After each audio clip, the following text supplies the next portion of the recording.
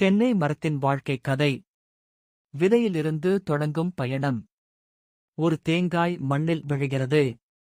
அதன் கடினமான ஓட்டுக்குள் ஒரு சிறிய உயிர் ஒளிந்திருக்கிறது. மழை பெய்து, வெயில் அடித்து, சில மாதங்கள் கடந்த பிறகு அந்த விதை முளைக்கத் தொடங்குகிறது. முதலில் ஒரு சிறிய வேர் மண்ணுக்குள் நுழைகிறது. பின்னர் ஒரு பச்சை துளிர் வெளியே தலை காட்டுகிறது. சிறிய தென்னை செடி வானத்தை நோக்கி வளரத் தொடங்குகிறது. அதன் இலைகள் பச்சையாகவும் பிரகாசமாகவும் இருக்கின்றன. தினமும் சூரிய ஒளியையும் மழை நீரையும் குடித்து அது மெல்ல மெல்ல வளர்கிறது. 5 ஆண்டுகள் கடந்தன. இப்போது அது ஒரு இளம் மரமாக உயர்ந்து நிற்கிறது.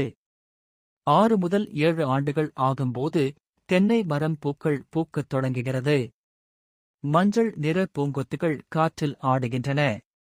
தேனீக்கள் வந்து மகரந்தச் சேர்க்கை செய்கின்றன. விரைவில் சிறிய தென்னங்காய்கள் தோன்றுகின்றன. இப்போது தென்னை மரம் தன் முழு வலிமையில் இருக்கிறது. ஒவ்வொரு ஆண்டும் 50 முதல் 100 காய்கள் வரை கொடுக்கிறது. இளநீர், தேங்காய் எண்ணெய், உலர் தேங்காய் எல்லாவற்றையும் மனிதர்களுக்கு அளிக்கிறது. அதன் இலைகள் வீடுகளுக்கு கூரை ஆகின்றன. தண்டு மரச்சாமான்களாக மாறுகிறது. ஒன்றுமே வீணாவதில்லை. 60 முதல் 80 ஆண்டுகள் வரை தென்னை மரம் வாழும். மெல்ல மெல்ல அதன் காய்கள் குறைகின்றன.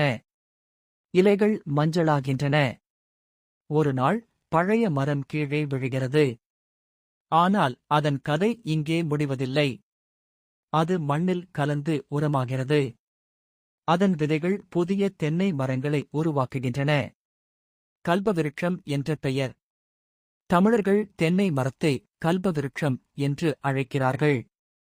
ஏனெனில் அது தன் வாழ்நாள் முழுவதும் எதையும் எதிர்பார்க்காமல் தருகிறது. உப்பு மண்ணிலும்